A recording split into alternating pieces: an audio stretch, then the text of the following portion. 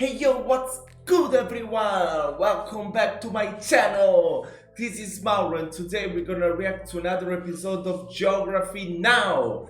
This time we're gonna be covering the country of Lebanon. This is gonna be the first reaction to a Middle Eastern country in Geography Now, so I'm really excited. And we all know, unfortunately, what happened lately in Beirut with the explosion and all. So let's check out something beautiful about this country now. It's better this way. Get something like this. He's very proud of his Catholic roots, but I think he said something about being Maronite. Oh, he was all about being Shia Muslim and loving Iran. He couldn't stop talking about Iran. Oh man, he hated Iran. He told me he just got back from a vacation from Saudi Arabia visiting his friends. He said he was like, Druze? Like, what's that? Oh, nous avons eu une merveilleuse conversation sur la politique. J'étais surprise qu'il puisse me comprendre. Dude, he was a total, absolute party animal. He said he loved to read. He gave me wood. Like literally, he gave me this wooden cutout of Lebanon made out of cedar wood. So Lebanon, who are you? It's time to learn geography now! Hey everybody, I'm your host Barbs. Oh, Lebanon, you're diverse, such a that man of country? mystery. Or should I say, 18 mysteries. We'll cover that in a little bit. But first, where does this man of mystery lie?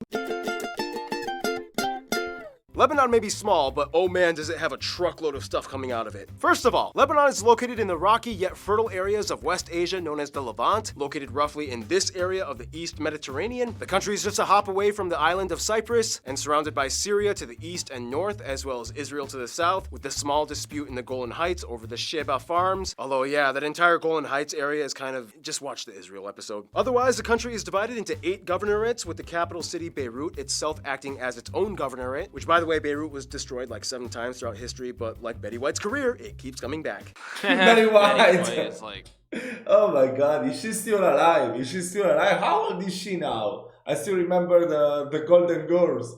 Oh my god, I think now she must be like 96, 97, I'm not sure. so dope. The largest cities after Beirut are Tripoli in the north. Yeah, I know, there's another one. And Junia, a little closer to Beirut. However, the Lebanese trinity would be Tripoli, Beirut, and Tyre, or Sur. These 3 cities along the coast, maybe also Sidon, are like the PR directors of Lebanon. These are like the best places to start if you visit. The country has 1 main public international airport, Beirut's Rafik Hariri International. Otherwise, about 3 military airports exist as well. Off the coast of Tripoli, Lebanon administers the uninhabited Palm Islands, a nature reserve. Otherwise, there's Zira Island by Sidon, and everybody knows about the Raouche Rock off of Beirut. But yeah, not many islands off the coast. So here's the thing, Lebanon has a lot of history. Like seriously, the country in itself is mentioned in the Bible like 70 times. The borders today are pretty much the result of the French Mandate times after the Ottoman Empire. But prior to the modern times, there was Phoenicia, an empire that extended all the way across the Mediterranean on North Africa to Spain, which also became the Carthaginian Empire that kind of opposed the Romans. And before all this, there was the ancient state of Canaan. All these states took over the region that Lebanon is in today. These places go back over 7,000 years. We're talking about the time when people were like just discovering what farming was. So essentially, everywhere you step could potentially be a historic site in Lebanon. I mean, they found Phoenician temples buried under churches, buried under mosques. The town of Pipos is possibly the oldest city, starting somewhere around 5000 BC. Lebanon is old. Today, though, the country thrives in a modern state. wow, Beirut, that's so sometimes called the beautiful, yeah. Paris of the East. But then again, there's like 20 other places that claim that title. Some notable spots might you include mean? places like the beaches of Junia, the ruins of Baalbek, the temple of Bacchus and Jupiter, the Wow. Phoenician temple of Eshmun, the Beit Edin Palace, the Roman baths, ski resorts in Faraya, Jeta Grotto, So Musa beautiful. Castle, the mummies of Qadisha Valley, Our Lady of Lebanon of Harissa, Mohammed Al-Amin Mosque, Jabal ad-Druz, various crusader castles built all over, the National Museum of Beirut, the Sidon Soap Museum, and probably one of the most iconic landmarks, the Cedar Forest Reserve. Why is it so important? Well, let's just say they didn't put a cedar tree on their flag for nothing. Speaking of trees, it's time to move on to...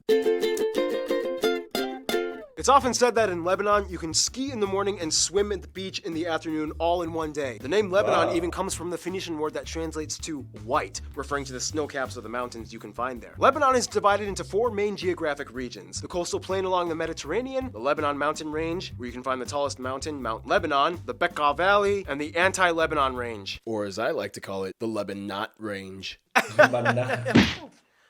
Hey Caleb, good Paul. seeing you again. Good seeing you. What are you up to, man? You good? You good? I'm good, man. Yeah, what was the last episode you were in? I think it was Germany, maybe? Oh yeah, we did that gluten-free skit.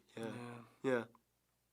So anyway, these mountains are the source of most of the country's fresh water supply as the ice caps melt, providing 13 main rivers. However, the longest river in the country, the Litani, actually starts in the Bekaa Valley, which gets backed up into the Caron Reservoir, the largest lake in the country, and empties into the Mediterranean. The interesting thing is that these two mountain ranges and the Bekaa Valley are all formed by the same rift system that goes all the way down to Mozambique, caused by the Arabian plate grinding up against the African plate. When it comes to pros and cons, pro, Lebanon doesn't have any deserts. It has great weather, a little arid, but mostly lush and green. Con, just like Jordan and Israel, they have pretty much no oil. But lots of countries don't have oil and they're doing fine, so no biggie. For what it's worth though, Lebanon's landscape is loaded with fascinating views and formations, like the Batara Gorge waterfall, known as the Cave of Three Bridges. Can we just take like a few seconds to appreciate it?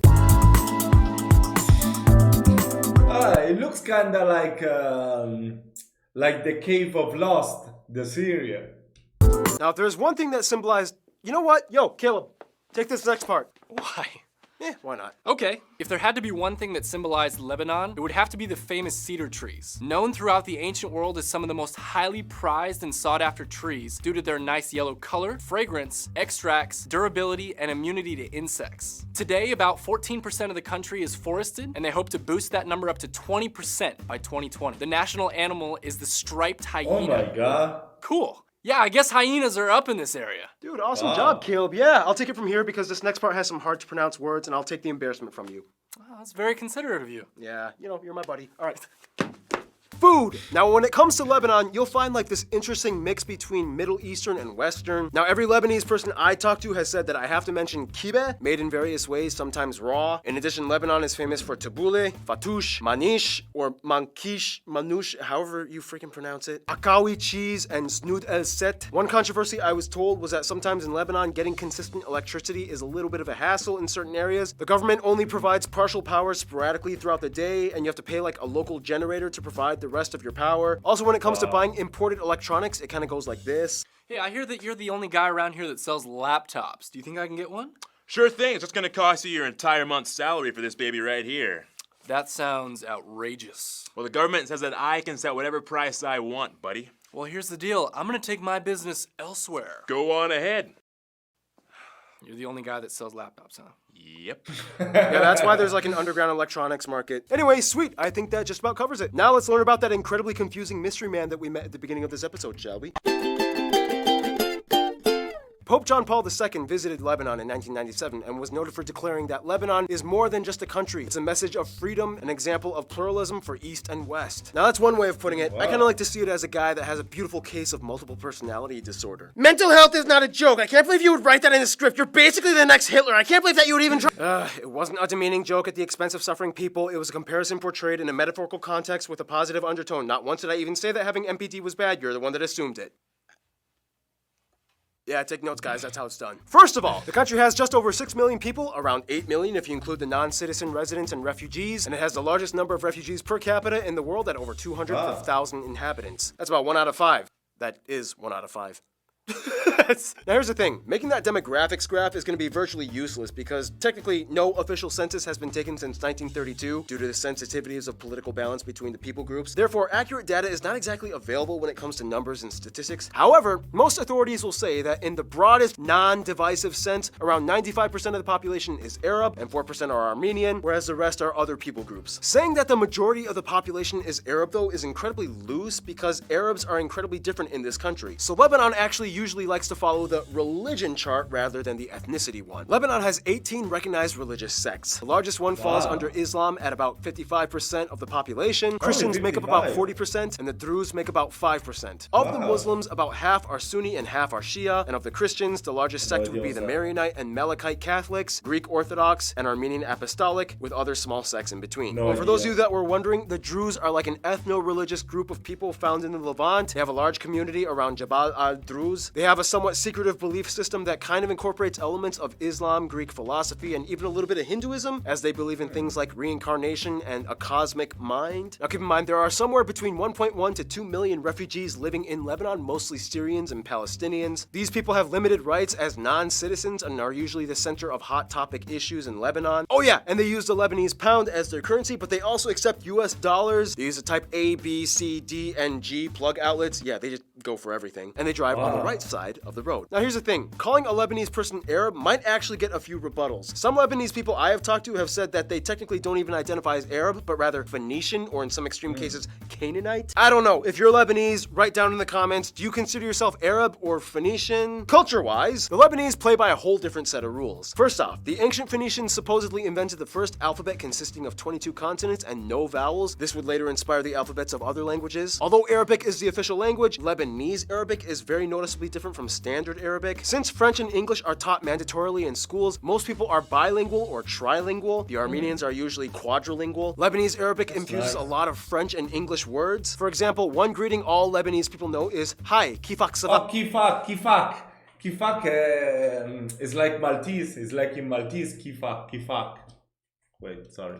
Which incorporates all three languages in one phrase. English, hi, Arabic, kifak, and French, Oh, sava. yeah, Sentences so typically similar mix up the to languages all the time too. For Maltese. example, in standard Arabic, you might say marhaban, ana ismi barbs. But in Lebanese Arabic, bonjour, ana esmi barbs. Okay, enough on language. Lebanon's government is interesting too. They follow a confessional democracy, kind of similar to what Bosnia and Herzegovina does. The head positions of office must be held proportionally by someone of each main confessed religious community. The president must always be Maronite Christian, the prime minister a Sunni Muslim, the speaker of the parliament a Shia, and the deputy speaker an Eastern Orthodox Oh, that's practitioner. nice. This system is intended to deter sectarian conflict to keep the various contrasting people groups united. And here's where we get into the controversy smart. I'm sure you're all waiting for, Hezbollah. What exactly is Hezbollah? I'm sure you've probably heard of them in the news. Basically, it's a political party mostly run by Lebanon's Shia community, whom actually holds seats in parliament, backed by Iran and Assad-led Syria. They've conducted a series of controversial actions that have earned them the title of a considered terrorist group by various governments in both the Arab and Western world. We don't really have time to get into it, but basically, they've been the central figures of a lot of drama. Look it up. Speaking of which, history. Now, this is where things get a little complex because each of the 18 people groups kind of has their own version of Lebanese history, and we really don't have a lot of time to get far into it, but the quickest way I can put it, Phoenicians, Assyrians. Yeah, you already know about all the empires. We've done this like 12 times. Crusaders, Ottoman Empire, Great Famine of 1915, French Mandate, Lebanese fight for independence, Golden Age, Lebanese Civil War, War with Israel, Syrian occupation, Cedar Revolution, 2006 War with Israel, 2012 Syrian immigrant crisis, and here we are today. Today, Lebanon actually and now we gotta add,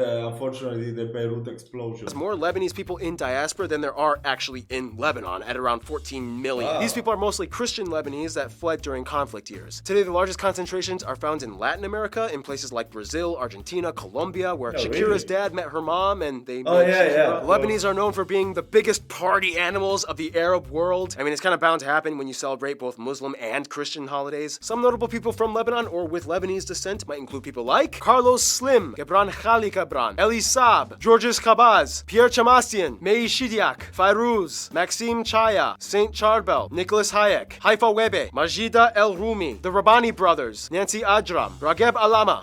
So much covered. Alas, we must move on. Let's see how many people Lebanon invites to their parties now, shall we?